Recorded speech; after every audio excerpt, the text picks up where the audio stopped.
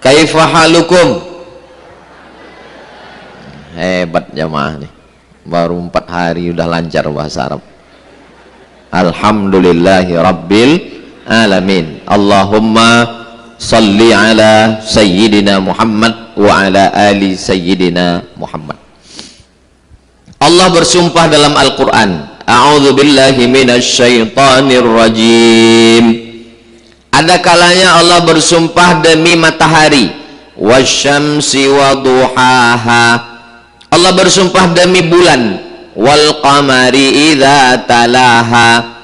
Allah bersumpah demi bintang, wan najmi idza hawa. Allah bersumpah demi malam, wal laili idza yaghsha. Allah bersumpah demi siang, wan nahari idza tajalla. Tapi ada Allah bersumpah demi rumah, wal baitil ma'mur, demi rumah makmur. Makmur artinya ramai, suka makmur, suka ramai. Makmur artinya ramai. Wal baitil ma'mur, rumah yang ramai. Kenapa disebut rumah itu ramai? Karena malaikat satu hari masuk tawaf 70.000 satu hari. Sejak diciptakan pertama kali 70.000 sampai hari ini tidak pernah berhenti. Maka disebut dengan Al-Baitul Ma'mur. Nabi Adam alaihissalam melihat malaikat ramai di Al-Baitul Ma'mur itu. Setelah Nabi Adam turun ke bumi, Nabi Adam rindu dengan Al-Baitul Ma'mur. Dia ingin ada juga macam itu di bumi. Maka kata Allah, wahai Adam, buatlah yang mirip macam Al-Baitul Ma'mur, dan nanti orang ramai juga di bawah. Lokasinya di mana ya Allah? Lokasinya pusat bumi yang setentang dengan Al-Baitul Ma'mur di atas. Jadi kalau Al-Baitul Ma'mur itu di atas, maka setentang dengan bumi di bawah.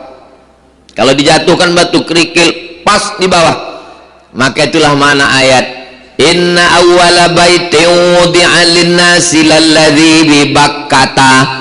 Bangunan pertama yang dibangun di atas muka bumi di satu tempat namanya Bakkah, nama lainnya Makkah, nama lainnya Ummul Qura.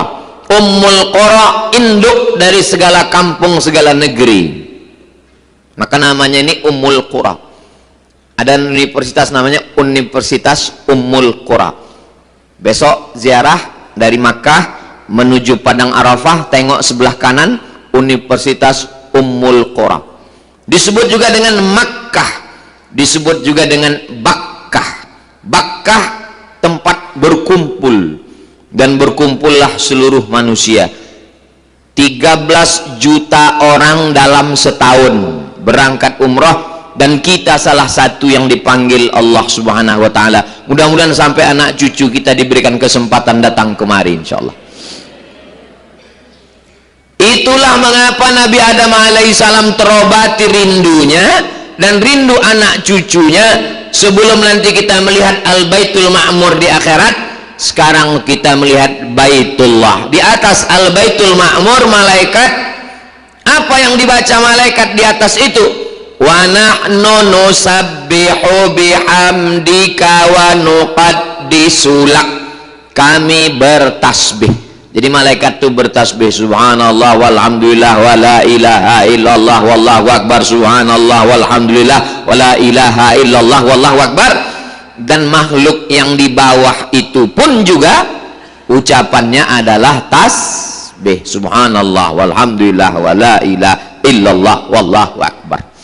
3 makhluk berbeda, bentuknya berbeda, ciptaannya, tapi ucapannya sama. Malaikat di Al-Baitul Ma'mur, subhanallah walhamdulillah. Manusia di bumi di samping Ka'bah, subhanallah walhamdulillah wa la ilaha illallah.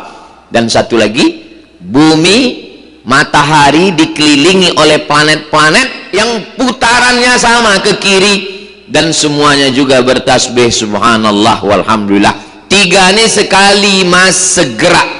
Sekali masih bergerak maka dunia masih aman. Berhenti bergerak yang di bawah nih, berhenti bergerak yang di atas, berhenti planet-planet bergerak mengelilingi matahari, terjadi kiamat. Itu waktu sholat kan berhenti Pak Ustadz.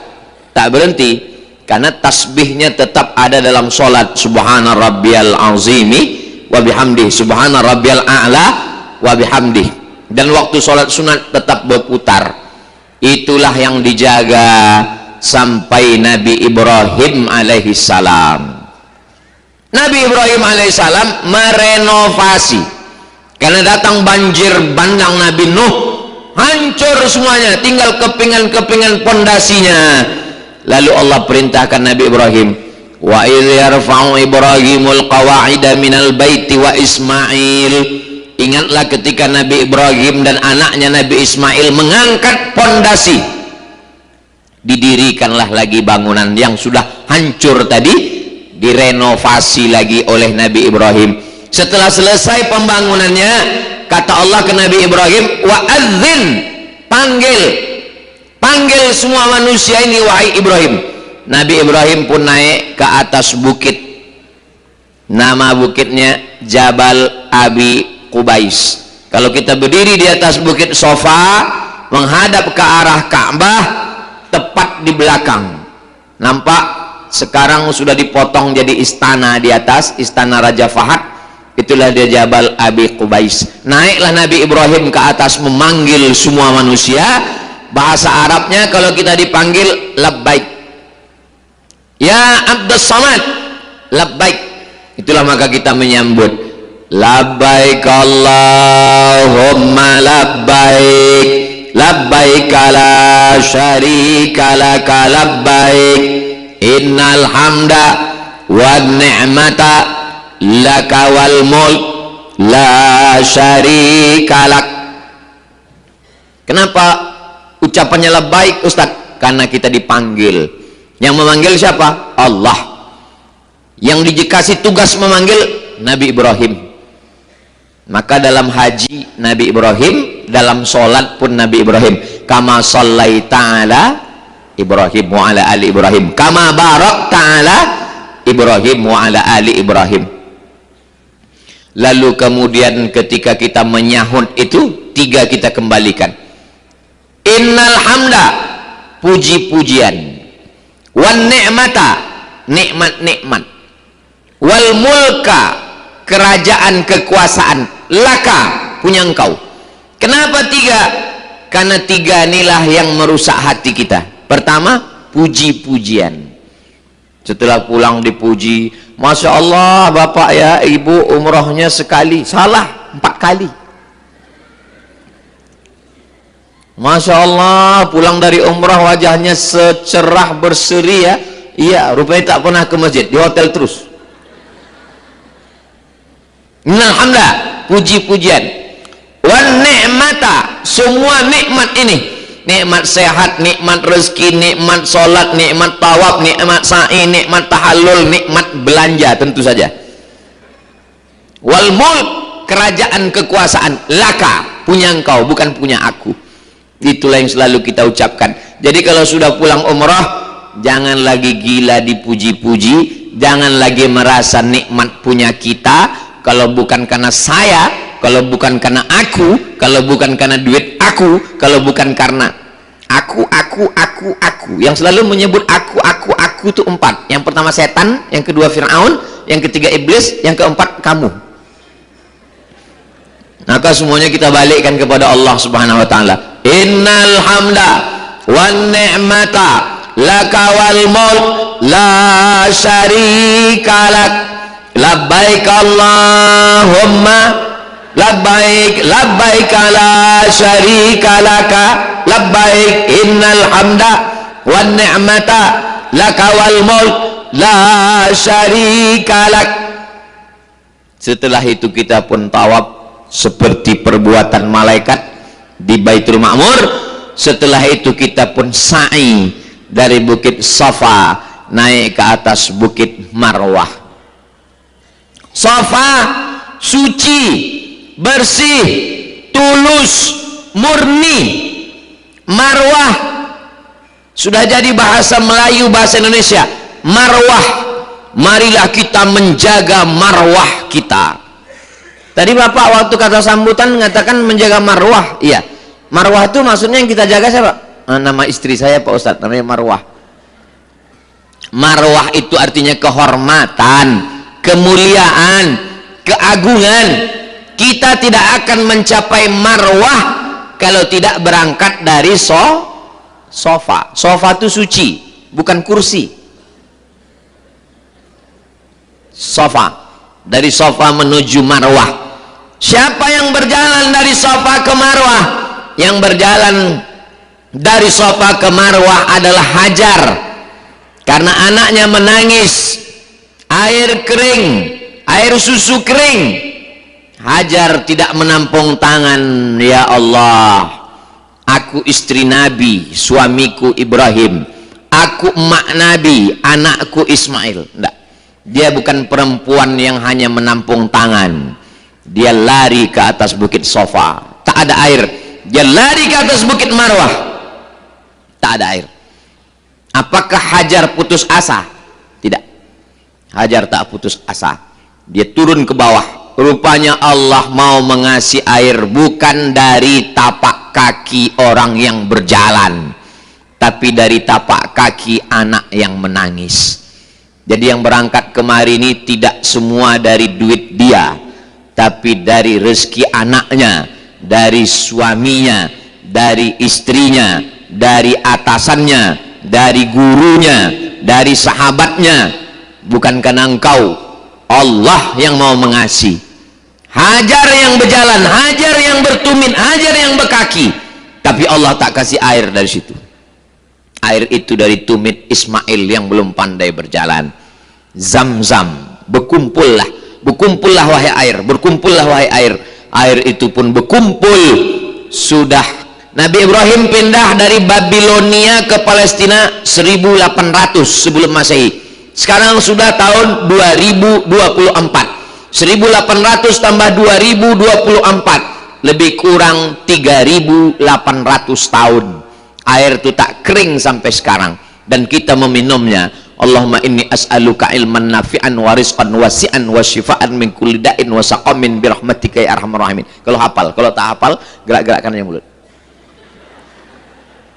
Tak apa-apa pakai bahasa Indonesia. Ya Allah, sehatkan aku, hilangkanlah sakit lutut kakiku karena capek asik belanja terus ini ya Allah. Ini Ustaz nyindir kami, enggak saya terus berjalan sih. Kalau ada bapak ibu kemarin pas di belakang ada nampak orang mirip saya lah itu. Mencari mangkok Yasin, tak ada di mal-mal, dia adanya di pasar tradisional di belakang. Ada mangkok tuh tulisannya Yasin, diisi air diminum. Lalu ada jamaah sakit datang ke rumah, dikasihkan itu sebagai obat. Zaman dulu ditulis Yasin itu pakai spidol, pakai pena di mangkok putih baru dituang air. Zaman sekarang sudah dicetakkan di mangkok. Aduh, Ustadz ngasih taunya sekarang, mobil kami sore nanti pulang, titip sama jamaah yang lain. Nah, ini semua adalah nikmat yang diberikan Allah Subhanahu wa ta'ala. Semua yang sampai kemari pasti keinginan dia orang tersayang. Saat dipejamkannya mata berdoa, wajah siapa yang pertama nampak, itulah yang dia inginkan juga sampai kemari. Ibu, terbayang wajah bapak, bapak terbayang wajah ibu, terbayang wajah anak, terbayang wajah kawan sahabat. Doakan dia dibukakan Allah pintu rezeki sampai kemari insyaallah. Kalau tidak ada acara umroh akbar ini, tak jumpa saya dengan inilah orang yang mengusahakan kita semua bisa sampai kemari dari berbagai ujung. Sekali Ibu Nur Khadijah dari Brunei Darussalam beserta seluruh jamaah. Mudah-mudahan jamaah dari Brunei Darussalam, dari Sabah, Sarawak sehat walafiat semua. Haji Saad dari Malaysia, dari Kajang, Selangor beserta seluruh jamaah, mudah-mudahan semuanya kita bisa bersilaturahim insyaallah. Grand Safa Nauli, Medan, Sumatera Utara. Sayyidi Al-Habib Rifqi Al-Hamid dari timur Indonesia, dari Ambon, Manise. Allahu Akbar. Ustadz Hatta dari Banjarbaru, Banjarmasin, Kalimantan. Travel apa Pak Haji? Netur dari Batam. Ustadz Hasbi Agakareba, Madeceng dari Sulawesi Selatan. Ustadz PT Madian. Ustadz Muhammad Yusuf, Abdullah Yusuf, Ustadz Abdullah, lupa Ustadz Abdullah Yusuf dari Nur Abika. Ustadz Asrori dari Pekanbaru, PT Cahaya Hati. Ustadz Abdul Rashid Bancin dari Aceh. Ustadz Sukri dari Ketua Majelis Ulama Indonesia Si Junjung. Ustadz siapa Ustadz? Kakak kelas saya di Mesir, senior. Beliau 96, saya 98. Ustadz Yuliansah dari Samarinda. Ustadz Aslam dari Jombang. Ustadz Yahya dari Duri. Matanya sehat, cuman kacamatanya aja hitam. Dan Ustadz Joni dari PDA Travel, PDA Persahabatan Dunia Akhirat. Nah, inilah kita doakan beliau sehat-sehat semuanya, yang mengusahakan, yang mengurus, yang beliaulah yang bersusah payah akhirnya kita bertemu pada kesempatan yang baik dan mulia ini. Lalu setelah kita tawaf, habis itu kita sa'i, selesai sa'i tahallul dari kata halal yang sebelumnya haram. Nama tanahnya tanah haram, masjidnya Masjidil Haram, bulan-bulan haram, bulan haram, bulan mulia. Masjidil Haram, masjid mulia. Tanah haram, tanah mulia. Sabu-sabu haram, sabu-sabu mulia. Apa maksudnya ini Pak Ustadz? Haram diambil dari kata hurmatun, sudah jadi bahasa Indonesia. Hurmatun, kehormatan, kemuliaan. Tanah haram, tanah yang dihormati. Bulan haram, bulan yang dihormati. Masjidil Haram, masjid yang dihormati. Kehormatan. Khamar haram, kalau diminum hilang kehormatan kita. Zina haram, kalau dilakukan hilang kehormatan kita di hadapan Allah dan hadapan manusia. Itu maknanya. Mana tahu nanti anaknya nanya, kok Masjidil Haram namanya mah? Memang udah begitu dari dulu. Subhanalladzi asra bi'abdihi lailan minal masjidil haram. Masjid yang penuh dengan kemuliaan-kemuliaan. Satu rakaat di situ sama dengan 100.000 rakaat di masjid dekat rumah kita. Tapi karena jangan gara-gara udah sering ke situ lalu tak lagi ke masjid dekat rumah kita. Pulang dari sini ditanya sama pengurus masjid, Bapak Ibu kok nggak ke masjid lagi? Saya sudah 100.000 rakaat di Masjidil Haram. Masjid kalian ini kecil ini, ada apa-apanya. Proses pembiasaan diri kita di Masjidil Haram ini. Lalu setelah itu kita pun tahallul. Tahallul yang sebelumnya haram, tahallul menjadi halal. Haram mencabut bulu hidung. Haram membunuh burung merpati. Haram mencabut duri kurma. Haram yang setelah itu kita pun halal. Tahallul. Rahimallahul muhalliqin. Rahimallahul muhalliqin. Rahimallahul muhalliqin. Allah merahmati orang yang bercukur habis. Allah merahmati orang yang bercukur habis. Allah merahmati yang bercukur habis. Kata sahabat, wal muqassirin, yang potong pendek. Kata Nabi, yang potong pendek juga. Itulah alasan kenapa Ustadz Somad cukur habis. Bagi perempuan jangan begundul. Perempuan ujung rambutnya jadi ratakan. Bagi yang laki-laki yang sudah muhalliqin, cukur habis bagus. Yang belum cukur habis, mungkin besok mau umroh lagi. Ustadz Somad kan udah cukur habis, ya. Terus besok umroh, apanya lagi dipotong? pisau itu aja dijalankan di sini. Pisau silet itu besok tahalul jalankan. Besok masih ada umroh sekali lagi. Umroh yang pertama, umroh kedua, ketiga, hadiahkan pahalanya untuk almarhum.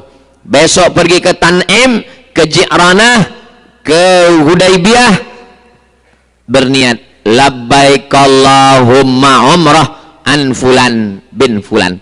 Saya akan mengihramkan keluarga yang sudah meninggal dunia, besok mengumrahkan labbaik Allahumma umrah an fulan bin fulan, maka sampailah pahalanya. Mana dalilnya? Dalilnya sahabat Nabi berkata, labbaik Allahumma subrumah, saya menghajikan subrumah. Nabi bertanya, kamu hajikan siapa? Saya menghajikan subrumah. Subrumah itu siapa? Saudara saya. Kau sudah haji apa belum? Belum. Kata Nabi, hajikan dulu dirimu, baru kau hajikan subrumah. Kalau haji boleh dihadiahkan pahalanya untuk orang lain, maka umroh pun juga sama. Karena bunyi ayatnya, wa atimmul hajja wal umrata lillah. Tidak ada ikhtilaf antar ulama tentang menghadiahkan pahala umroh haji kepada orang yang sudah meninggal dunia. Itu sebagai ungkapan terima kasih kita kepada datuk kita, nenek kita, ayah kita, ibu kita, abang kita, adik kita. Bapak Ibu yang dimuliakan Allah Subhanahu wa taala, keluar kita dari ibadah umrah ini seperti anak yang baru lahir kembali. Perhatikanlah baik-baik saya ini. Ini kalau saya buka peci saya ini pas macam bayi baru lahir.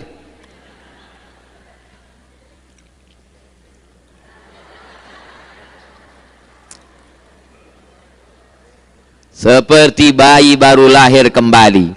Kalau sudah bersih, kalau sudah suci, jaga. Lebih susah mencuci atau menjaga? Mencuci mudah. Cuci. Sekali kucek tanpa bilas.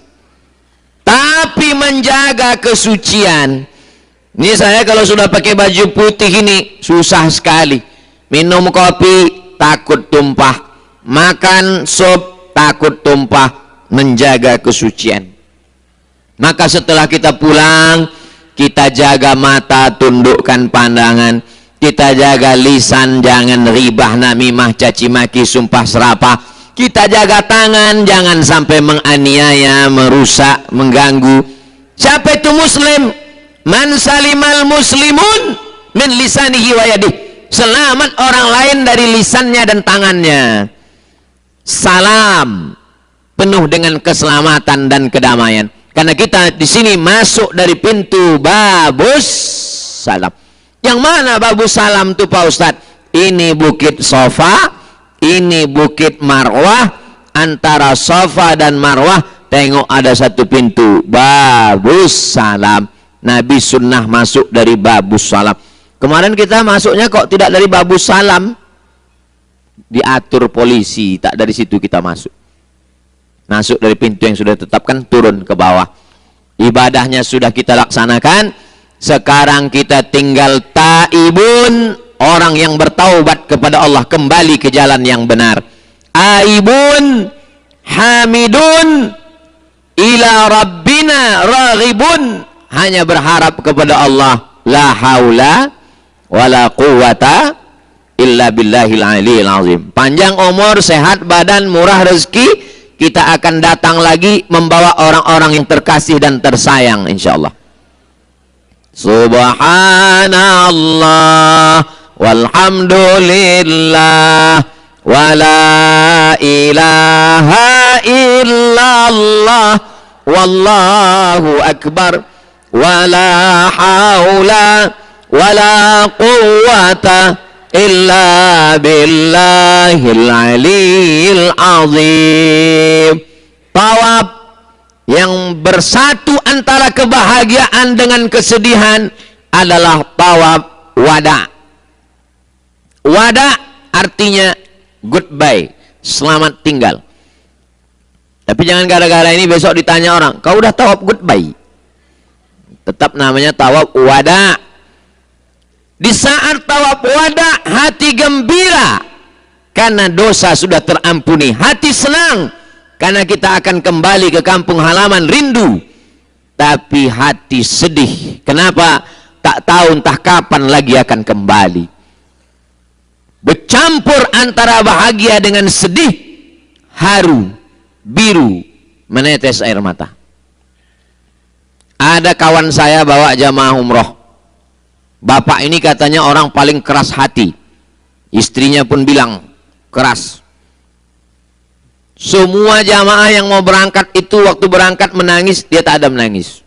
Kata dia, apa nangis-nangis? Cengeng, kata dia. Orang menengok Ka'bah waktu tawaf menangis, dia tak ada menangis. Selesai orang sa'i tahallul di atas bukit Marwah menangis, dia tak ada menangis. Pas hari terakhir tawaf wada, kawan saya pembimbing ini kecarian, hilang dia. Mana jamaah ini? Cari, rupanya di bawah pintu Ka'bah sedang menangis. Ditanya, kenapa bapak menangis? Bapak bilang, bapak paling tak bisa menangis. Inilah yang ku tangisi Pak Ustadz. Kenapa aku tak bisa menangis? Akhirnya aku menangis juga Pak Ustadz. Menangis meneteskan air mata, melembutkan hati. Ada orang menangis nih kalau depan orang banyak tak bisa dia menangis. Tapi kalau pas dia lagi sendirian menangis. Ada orang ketika sedang di raudhah tak menangis, tapi pas di sujud terakhir menangis. Ada orang kalau depan orang banyak tak bisa menangis, tapi kalau kameranya hidup streaming baru dia menangis. Macam-macam manusia ini. Usahakanlah, saya yakin dan percaya Bapak Ibu sudah meneteskan air mata. Ainani, ada dua biji mata, la yamassuhuman nar, dua biji mata yang tidak akan disentuh api neraka. Yang pertama, ainun bakat min khasyatillah, mata yang menangis karena takut kepada Allah. Takut tak selamat dari sakaratul maut, takut tak selamat dari su'ul khatimah, takut tak selamat dari azab kubur, takut tak selamat dari padang mahsyar, takut tak selamat dari titian shiratal mustaqim, takut tak selamat tak dapat syafaat, takut tak selamat dari neraka. Menetes air mata. Yang kedua, ainun tahrusu fi sabilillah, mata yang berjaga begadang sampai jam 1 malam menjaga Palestina dari serangan Israel. Kita tak dapat satu, jangan sampai tak dapat dua-duanya. Masih ada kesempatan bagi jamaah yang berangkat dengan Ustadz Somad dan sahabat yang lain. Ada yang tinggal semalam, ada yang tinggal 2 malam, ada yang tinggal 3 malam. Kami tinggal 2 malam lagi. Nanti malam, besok malam, karena hari Selasa kami akan bertolak. Ahad malam Senin, Senin malam Selasa, malam Senin malam Selasa. Kesempatan yang sangat berharga. Waktu mungkin ada, tapi kita belum tentu ada. Maka kalau sholat, anggaplah itu sholat yang terakhir. Sallu sholatal muwaddi', seakan-akan sholat engkau yang terakhir, seakan-akan ini umroh engkau yang terakhir. Maka khusyukkan diri. Seandainya masih ada kesempatan, alhamdulillahi rabbil alamin. Andai tidak ada kesempatan, mudah-mudahan kita semua diberikan husnul khatimah. Saya mau kita semua punya kenangan-kenangan yang baik-baik. Kalau ada kenangan yang tak baik sama saya, buanglah itu jauh-jauh. Karena hidup ini hanyalah sepotong kenangan. Saya ingin sepotong kenangan kita di tanah suci ini adalah kenangan yang indah, sehingga kalau saya mati Bapak Ibu semuanya ingat dan mengirimkan Al-Fatihah, mendoakan, dan semuanya kita akan kembali kepada Allah dalam keadaan husnul khatimah insyaallah. Amin ya rabbal alamin. Bapak Ibu yang dimuliakan Allah Subhanahu wa taala, saya sampaikan materi lebih kurang 30 menit. Habis itu saya jawab beberapa pertanyaan, habis itu baru kita berdoa bersama. Habis itu kita ambil gambar kenang-kenangan. Setelah itu kita tetap tidak putus kontak karena kita selalu bersama dalam doa insyaallah.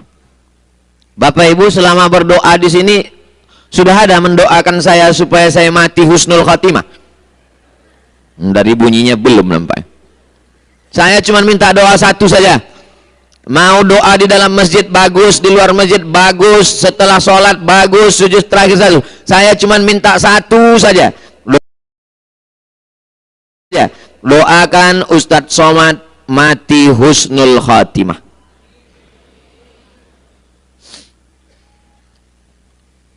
Bagaimana cara mengqadha sholat yang tinggal-tinggal di masa lalu? Nanti kan sholat zuhur nih. Habis sholat zuhur, as-salatu ala al-amwati wa tifli yarhamkumullah. Bertanya ke kawan sebelah, apa kata dia? Aku tak tahu. Kata dia, salatu ala tifli, salatu ala al-amwat, sholat jenazahnya banyak. Kalau satu mauta, kalau banyak amwat. Wa tifli ada satu anak kecil. Kalau tak paham, tah laki-laki, tah perempuan, tah satu, tah dua, saya sholat jenazah mengikut imam. Usolli ala hadzal maiti arba'a takbiratin fardul kifayati ma'muman lillahi ta'ala. Saya ikut imam. Allahu Akbar. Setelah itu sholat ba'diyah. Usolli fardhu zuhri arba'a rakaat. Usolli sunnata zuhri raka'ataini ba'diyatan. Setelah itu sholat qadha. Usolli fardhu zuhri raka'ataini qadaan. Qadha. Berapa kali Pak Ustadz? Sekali aja. Saya tinggal sholat 10 tahun Pak Ustadz. Setelah saya hitung-hitung 10 kali ini sekitar. Jadi kalau saya hitung-hitung, saya 3 kali sini kan kali 200.000 Pak Ustadz. Berarti lunas. Ini namanya sarjana akuntansi. Bukan begitu, tak berlaku yang 100.000 itu lalu mengganti, bukan begitu caranya. Qadha'nya kata ahli fikih adalah sekali selesai sholat. Habis zuhur sekali, habis asar sekali, habis maghrib sekali, habis isya sekali. Sampai berapa Pak Ustadz? Sampai berapa yang tinggal? Berapa Bapak tinggal? Saya umur udah 50 Pak Ustadz. Nah, berapa tahun tinggal? Baru inilah sholat Pak Ustadz. Laksanakan aja, tak usah putus asa. Selama kita di sini ini bukan sekedar dilatih tawaf sa'i, tapi melatih kesabaran. Kita waktu mau ke masjid, walaupun orang terkuat di dunia, tetap juga sabar, nanti ujungnya sampai. Kan semua ngantri kita ini. Mau masuk masjid ngantri, mau keluar masjid ngantri, mau makan pun ngantri. Latihan kesabaran. Mau sabar nunggu, mau tak sabar pun nunggu juga. Memangnya kalau tak sabar kita bisa kita melompat ke depan? Tidak. Begitu juga lah kita sabarnya mengqadha ini. Pokoknya habis sholat sekali. Saya tinggalnya 20 tahun Pak Ustadz. Ya, baru diqadha 2 hari meninggal. Mudah-mudahan diampunkan Allah. Sholat tidak bisa dialihkan ke orang lain. Sholat tak sama macam puasa. Kalau puasa bisa diqadhakan oleh anak. Mati saya punya utang puasa, anak saya menggantikannya. Man mata, siapa yang mati, wa alaihi siyamun, punya utang puasa, shoma anhu waliyuhu, ahli warisnya melaksanakan. Kalau sholat tak bisa. Sholat asal udah kita qadha, meninggal kita, mudah-mudahan sisanya itu diampunkan Allah Subhanahu wa taala. Amin ya rabbal alamin. Mana yang lebih dulu di antara menikah atau membahagiakan orang tua?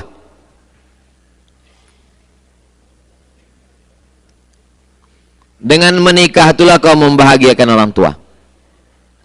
Ibu punya anak laki-laki, ibu kandung 9 bulan 10 hari, ibu susukan 2 tahun, ibu sekolahkan SMP, SMA, S1, S2, S3, S Cendol, S Teler, S Bandung. Setelah itu kebahagiaan ibu yang sempurna adalah ketika dia menikah. Itulah puncak kebahagiaan ibu. Maka kalau betul ibu mengikut sunnah Nabi, ibu akan katakan, nak, menikahlah kau. Puncak kebahagiaanku adalah bukan waktu kau wisuda, tapi waktu kau duduk di pelaminan. Kalau ada ibu yang mengatakan, kau udah sekolahkan, kau udah kukuliahkan, kau jangan nikah sampai aku mati, berarti yang perlu diperbaiki ibunya apa anaknya? Ibu mesti bahagia bukan menurut hawa nafsu ibu, tapi menurut Allah Subhanahu wa ta'ala. Bapak juga begitu, punya anak perempuan. Kau sudah kukuliahkan, sudah kusekolahkan, sudah PNS, kau mesti nabung memberangkatkan aku umroh. Man ala salasa banatin, siapa yang membesarkan 3 anak perempuan, fa'addabahunna, dididik dengan baik, wa zawwajahunna, dinikahkannya dengan orang baik. Tengok, orang tua menikahkan anak, wa ahsana ilaihinna, dia buat baik sampai mati, falahul jannah, surgalah baginya. Jadi anak-anak, kalian dapat dua-duanya. Dengan menikah, kalian juga sudah membahagiakan orang tua. Ibu, mudah-mudahan selama di sini berdoa dapat menantu yang solihah-solihah. Kenapa yang Ustadz doakan ibu? Karena banyak ibu nih yang tak sesuai sama menantunya. Kalau bapak ini cocok-cocok aja kan, Pak? Iya, kata orang nih. Jadi ibu nanti tawaf sunat. Tawaf sunat, masuk Masjidil Haram, kalau bisa subuh. Jam 2, jam 3 subuh masuk, ibu tawaf sunat. Tawaf sunat itu doanya satu aja, tak usah doa yang lain. Menantu solihah, menantu solihah, menantu solihah, menantu solihah, menantu solihah, menantu solihah, menantu solihah, menantu solihah, menantu solihah, menantu solihah, menantu solihah, menantu solihah, menantu solihah. Nampak yang cantik, yang bening, macam ini, macam ini, macam ini, macam ini.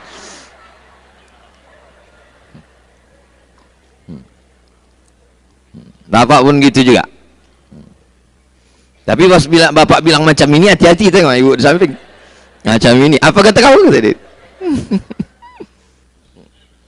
7 putaran tuh doanya menantu solihah. Ustadz nih, anak saya kan 2 laki-laki, Mezian Hazik Abdillah, Ahmad Misbah Sami, Ahmad Misbahi Ibadillah. Saya pun mendoakan supaya anak-anak saya ini, saya tak ada anak perempuan, mudah-mudahan dapat saya lah menantu perempuan yang solihah-solihah, yang dijaganya kami sudah tua nanti. Jangan sampai kita sakit, mati aja lah kau, kata dia. Kekhawatiran bapak, kekhawatiran ibu, kekhawatiran saya juga. Ada rasa takut, rasa cemas dalam hati kita. Tapi ada yang besar, Allahu Akbar. Allahu Akbar itu mengusir rasa takut, rasa cemas dalam hati kita. Saya dari Kalimantan. Apakah tempat sa'i termasuk dalam Masjidil Haram? Dan kalau termasuk, apakah ada dalilnya, Pak Ustadz?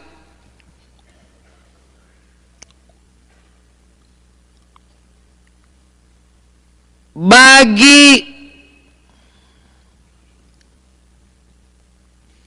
ini tanah haram. Tanah haram, di dalam tanah haram ada Ka'bah. Bagi yang di luar tanah haram, kiblatnya adalah tanah haram. Ini saya dari Indonesia nih, sholat, Allahu Akbar, kan tak kena Ka'bah. Kenanya kemana? Kenanya ke ujung tanah haram. Sah. Berapa jarak panjang tanah haram ini? Dari Ka'bah ke Arafah 22 km.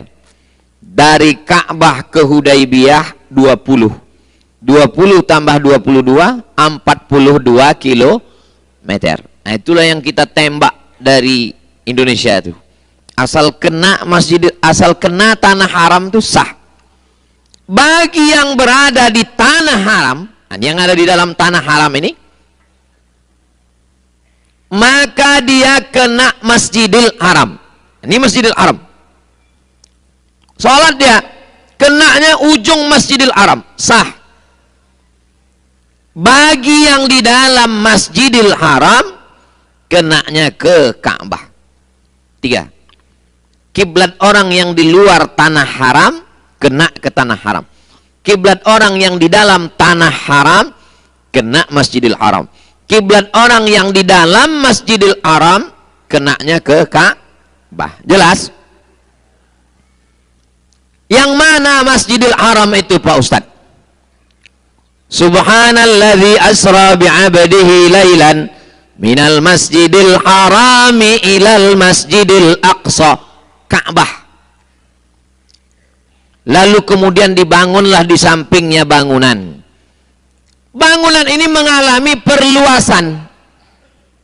bangunan yang nampak di dalam kubah-kubah kecil yang ada tiang-tiangnya klasik, bangunan yang lama, bangunan yang tua, itu yang dibangun Turki Utsmani yang tumbang 1924. Perluasan lagi keluar, itulah yang sekarang Babul Fahad, Babul Malik Abdul Aziz, itu yang dibangun oleh rezim sejak 1924 sampai sekarang 2024.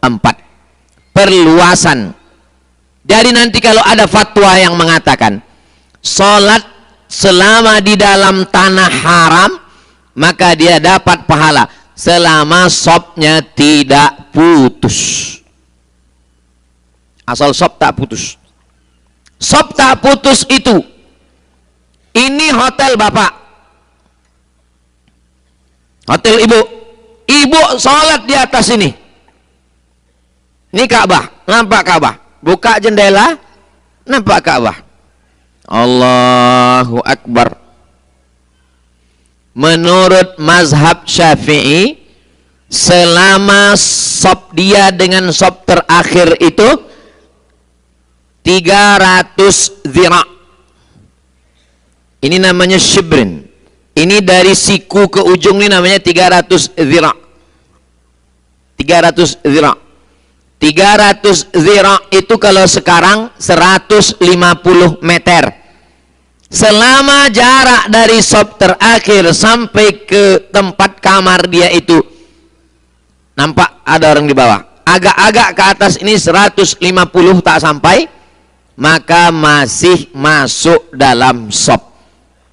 Saya mau menjelaskan, selama dia tidak putus, maka dia masuk dalam Masjidil Haram. Jelas? Jadi Bukit Safa, Bukit Marwah, setelah perluasan masjid, masuk dia ke dalam Masjidil Haram. Yang tak bisa diperluas itu mana? Tanah haram. Tanah haram tak bisa diperluas. Makanya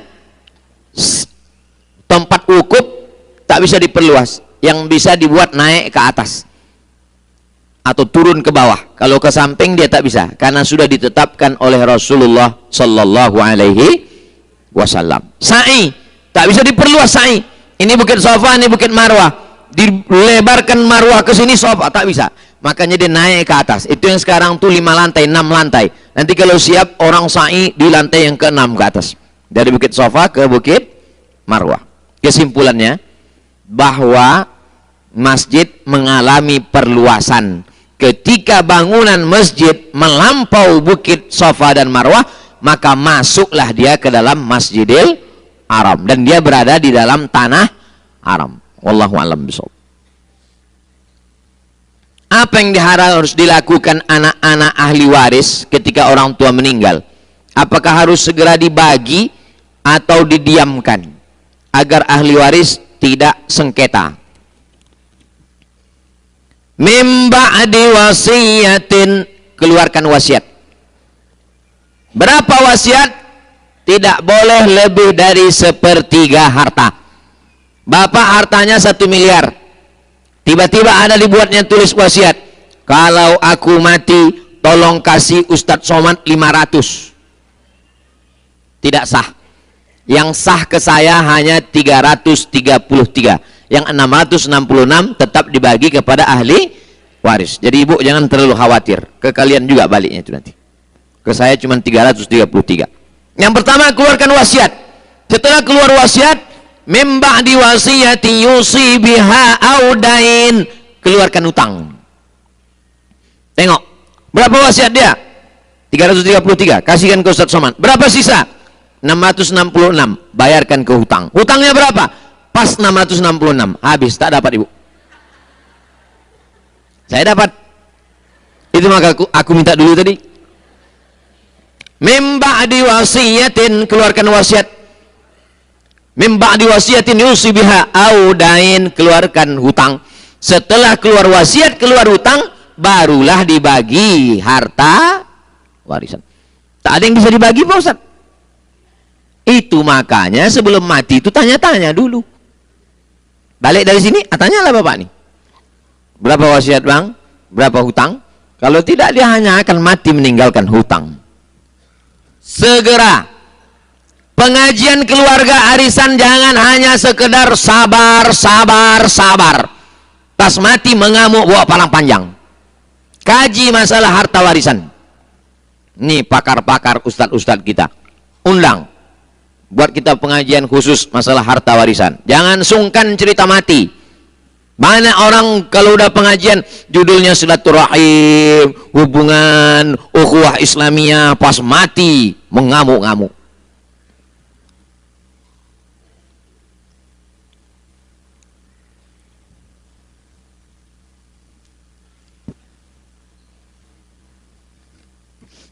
Bolehkah Pak Ustadz jelaskan pandangan berkaitan jamaah ingin keluar ke Taif untuk ziarah dengan niat untuk kembali semula ke Makkah? Apakah wajib melakukan tawaf wada atau tidak? Dua pendapat. Pendapat yang pertama, karena dia sudah keluar maka dia tawaf wada, habis itu dia masuk lagi. Pendapat yang kedua, karena keluarnya itu tidak kembali kepada kampung halamannya, maka dia tidak tawaf wada. Silakan pakai dua-duanya. Itu bukan antara benar dan salah, karena itu adalah ijtihad ulama. Pendapat yang ketiga, umroh tidak ada tawaf wada, yang ada adalah haji. Tapi saya tetap berpegang kepada umroh tetap ada tawaf wada. Jadi siapa yang mau pergi ke Taif, tawaf wada dia, berarti dipakainya pendapat pertama. Tak tawaf wada dia, karena dia belum pulang ke kampungnya, berarti dipakainya pendapat yang kedua. Tidak ada benar salah, karena itu masuk ijtihad ulama. Apa amalan yang terbaik untuk jamaah yang sudah kematian ibu bapak semasa berada di tanah suci? Ketika bapak ibunya sudah meninggal, ibu saya, bapak saya sudah meninggal, sekarang berada pertama yang tak ada ikhtilaf, doa. Allahumma fir lahum warhamhum wa'afihim wa'fu anhum waj'alil jannata mathwahum. Allahumma ja'al quburahum rawdatan min riyadil jinan, la taj'al quburahum hufratan min hufarin niran. Yang kedua, bacaan Al-Qur'an. Bacakan Yasin. Sanggup khatam Quran bagus. Tak sanggup, bacakan Qul huwallah 3 kali, Al-Falaq sekali, An-Nas sekali, Al-Fatihah sekali. Hadiahkan pahalanya untuk almarhum almarhumah. 3, tahlil. Man halala sab'ina marratan. Siapa yang baca tahlil 70 kali, angka tak masalah, mau 70, mau 100, mau 700, mau 1000. Summa ahda thawabahu lil mayyit, dihadiahkannya pahalanya ke mayit, yantafi'u bihi, maka bermanfaat kepada orang yang meninggal. Kata Ibnu Taimiyah dalam kitab Majmu' Fatawa. Yang keempat, sedekah. Diajaknya bapak ibu makan, dihadiahkannya pahalanya. Ya Allah, sampaikanlah pahala hadiah makan ini kepada almarhum almarhumah sampai. Yang kelima, umrah sunat. Labbaik Allahumma, labbaik Allahumma umrah an fulan bin fulan, maka sampailah hadiah pahalanya. Yang keenam, puasa sunat. Saya puasa sunat lah Pak Ustadz, bagus, pahalanya dihadiahkannya ke almarhum almarhumah. Ini yang dapat kita lakukan selama kita di tanah suci.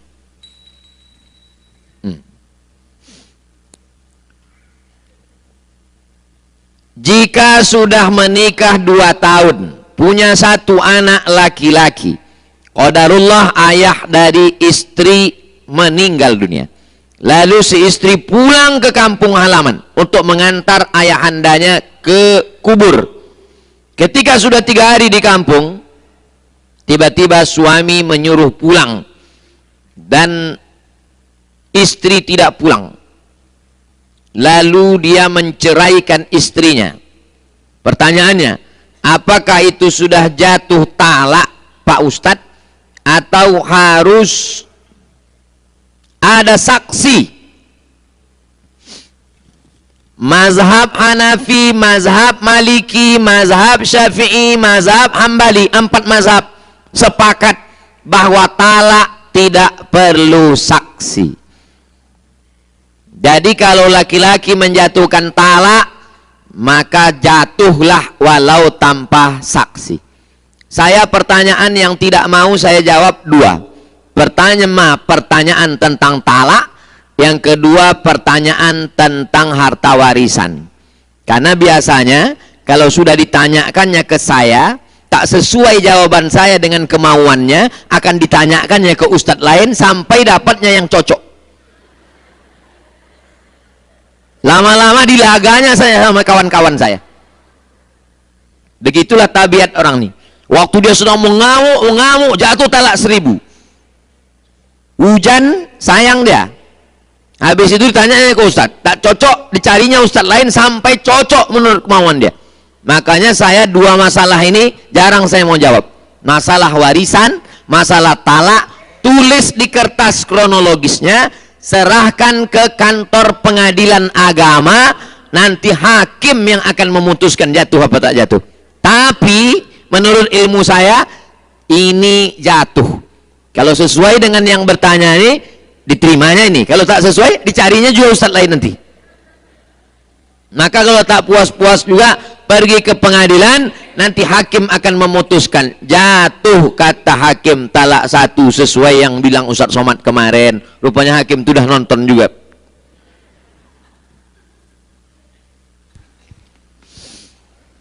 Mohon Ustadz berikan penjelasan tentang iddah istri yang kematian suami.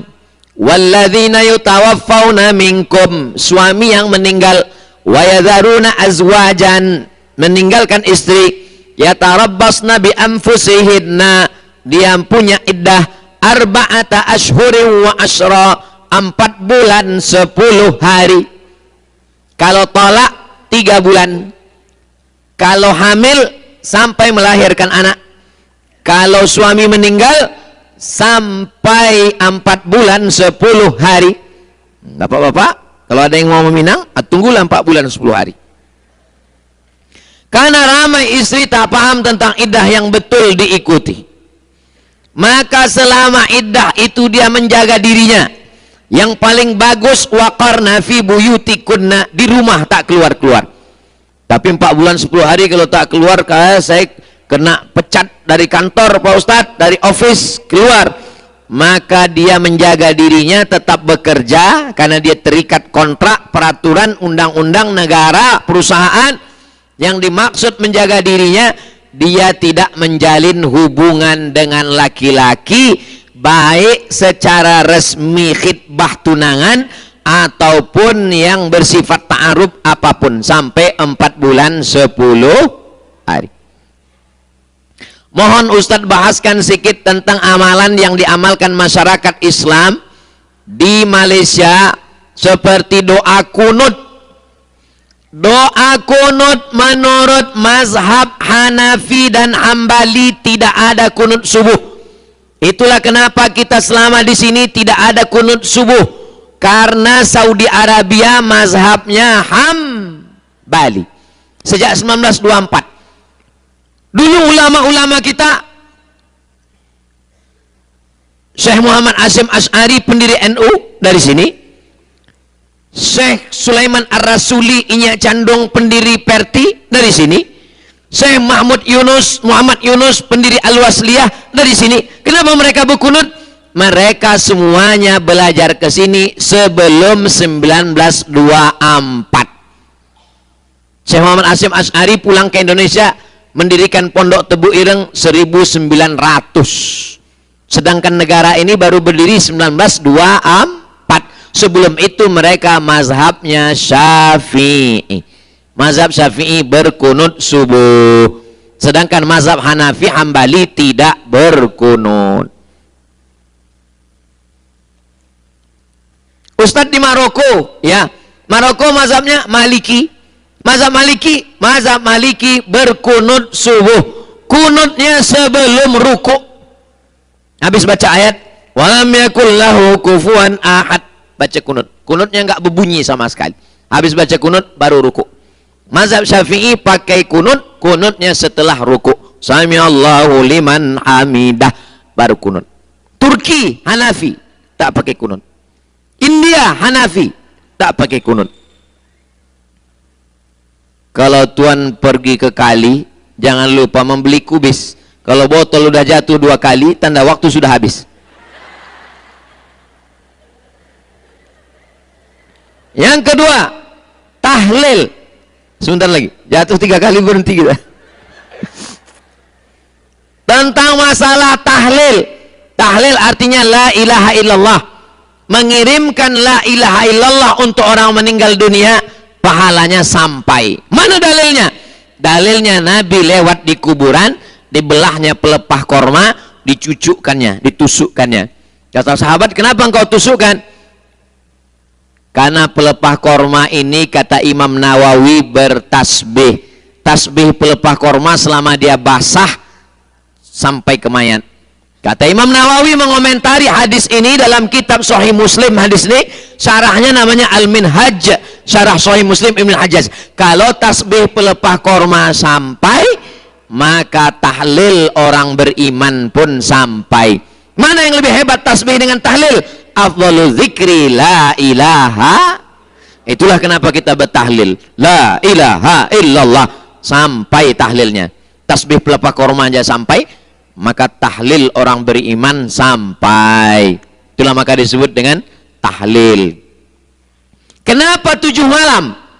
Itu pendapat tabi'in. Nabi, di bawah Nabi sahabat, di bawah sahabat tabi'in. Namanya Imam Atha. Kata Imam Atha, mayat itu diuji di kuburnya 7 hari 7 malam. Dianjurkan keluarganya bersedekah. Yang mau membuat berarti ikut pendapat Imam Atha dari karangan tabi'in. Yang tak mau membuat tidak apa-apa. Jangan sampai gara-gara tradisi lalu berutang karena ingin buat bubur kacang hijau dan pulut kuning. Bapak ibu yang kaya banyak duit, buatlah, mau 7 malam, mau 40 malam. Saya, mak saya meninggal, ayah saya meninggal, sampai sekarang tidak putus setiap bulan 200 paket dari saya sendiri dibantu dengan jamaah. Sampai sekarang udah tahun yang ke-5 tak putus, tak ada nunggu 40.000, pokoknya terus sampai mati. Jadi siapa yang membuat bagus, yang tak sanggup, la yukallifullahu nafsan illa us'ah. Wirid, wirid artinya bacaan rutin. Wirid ada bacaan rutin pagi, petang. 10 wirid, jangan sampai tinggal. 1 istighfar, 2 Al-Fatihah, 3 pangkal Al-Baqarah, Alif Lam Mim sampai wa ulaika humul muflihun, 4 ayat kursi, 5 ujung Al-Baqarah lillahi ma fis samawati sampai habis, 6 Qul huwallah 3 kali, 7 Al-Falaq sekali, 8 An-Nas sekali, 9 Salawat Ibrahimiyah kama sallaita ala sayyidina Ibrahim, 10 afdhalu dzikri la ilaha illallah. 10 wiridnya jangan sampai tinggal. Habis subuh sekali, habis maghrib sekali. Talqin, hadis tentang talqin diriwayatkan oleh Abu Umamah Al-Bahili. Kata ahli hadis Imam Ibnu Hajar Al-Asqalani, hadisnya hadisun hasan. Kalau orang sudah meninggal dunia, dimasukkan ke liang lahat, maka bacakanlah talqin. Almarhumah ibu saya meninggal, setelah dikuburkan saya membacakan talqin karena hadisnya hadisun hasan. Tak ada ikhtilaf ahli hadis yang ngomong begitu. Kenduri, kenduri adalah membagi makanan. Apa dalil sedekah makanan sampai? Hadisnya diriwayatkan Sa'ad, ummi matat, emak saya meninggal, afa atasaddaqu anha, kalau saya bersedekah apakah pahalanya sampai? Kata Nabi, sampai. Ayu sadaqatu afdal, apa sedekah yang paling afdal? Suqyal ma, memberi air minum. Kasih air minum, hadiahkan pahalanya. Air minum. Kalau teh tarik, afdal. Bubur kacang hijau, mantap. Tapi jangan gara-gara segan malu sama tetangga lalu berutang. Dah baca itu 3 kali.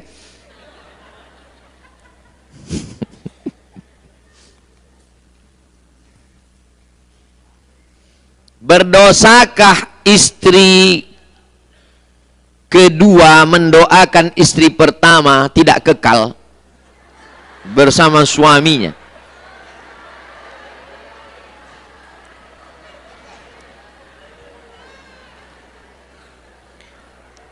Kalau tuan pergi ke Makkah jangan lupa singgah ke kota Madinah. Sudah lama Abdul Somad berceramah, inilah pertanyaan yang paling payah.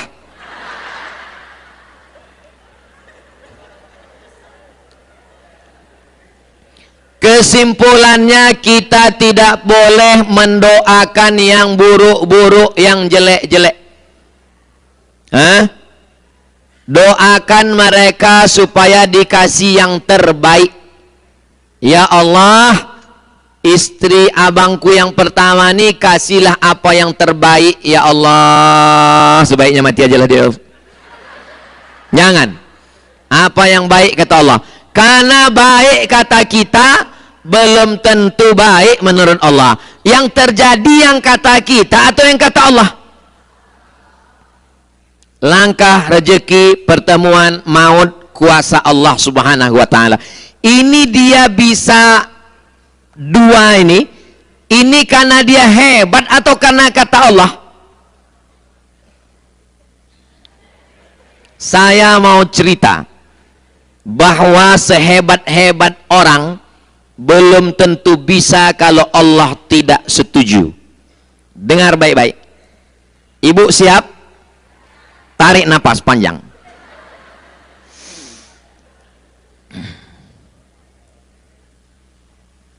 Ada kawan saya kena penyakit gagal ginjal. Ku tengok bapak ini paling serius. Gagal ginjal, resiko gagal ginjal, cuci darah, mati. Maka kata istrinya, ya Allah, kalau bisa hidup lakiku ini, silakanlah dia berbini sekali lagi. Kira-kira izinnya sudah capat belum? Dapat, karena istrinya berdoa. Tinggal lagi sekarang mencari siapa yang mau berdonasi. Kalau dibawa ke Vietnam, membeli buah ginjal 1 miliar. Tiba-tiba datanglah seorang perempuan. Apa kata si ibu ini? Aku ikhlas untuk Ustadz, ambillah buah pinggangku ini sebelah. Tanda tangan. Buah pinggang sudah dapat, dioperasi. Kata dokter mengasih tahu, ibu, ini bapak buah pinggangnya tidak dibuang, yang gagal itu tak dibuang, tetap di dalam, ditambah 1 lagi berarti 3. Ibu tahu kan kalau sepeda motor pistonnya 3 bagaimana kecepatannya? Kata si ibu ini, saya sudah siap dengan segala konsekuensinya. Piston 3. Donatur yang berdonasi buah pinggang sudah ada.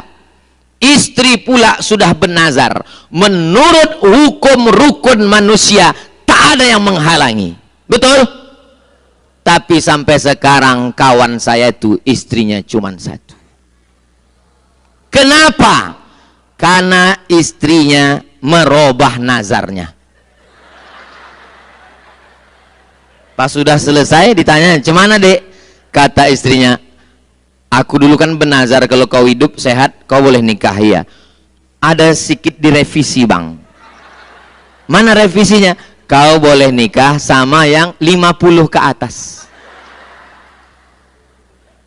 Akhirnya sampai sekarang saya tak boleh sebut nama, menjaga kode etik, tapi orangnya masih ada, hidup sekarang, sehat walafiat. Disitulah saya ambil pelajaran, kalau tak jadi kata Allah tak jadi. Jadi ibu-ibu yang sudah sempat terjadi, bersabar, sabar kuat. Yang bapak yang belum terjadi, ibu kawal baik-baik. Banyak hikmah dari pelajaran ini, bahwa semua rukunnya sudah cukup. Tapi kalau tidak kata Allah, tidak terjadi. Tak jadi, Pak. Ibu pun jangan takut. Insya Allah kalau tidak kata Allah tak jadi. Jadi jangan gara-gara ibu cemas, karena ini sistemik dia. Kalau ibu terus cemas, asam lambung naik, darah tinggi naik, kolesterol naik, emosi naik, sebentar-bentar nelpon, sebentar-bentar miss call, sebentar-bentar. Ibu yakin aja dengan cerita ini. Kalau tidak, kata Allah, tidak. Kalau terjadi nanti Pak Ustaz, berarti setuju lah Allah. Jelas? Tak jelas. Di akhir majelis mari kita sama berdoa kepada Allah, mudah-mudahan Allah memberikan yang terbaik untuk kita semua. Diberikan kita keluarga sakinah, mawaddah, warahmah, anak-anak kita soleh dan solihah, diberikan kita istiqomah iman dan Islam, diberikan kita rezeki bisa berhaji dan umrah, mati kita dalam keadaan la ilaha illallah, dan kita semua masuk ke surga bersama Rasulullah sallallahu alaihi wasallam. Ala hadhihi niyyah wa kulli niyatin salihah. Al-Fatihah.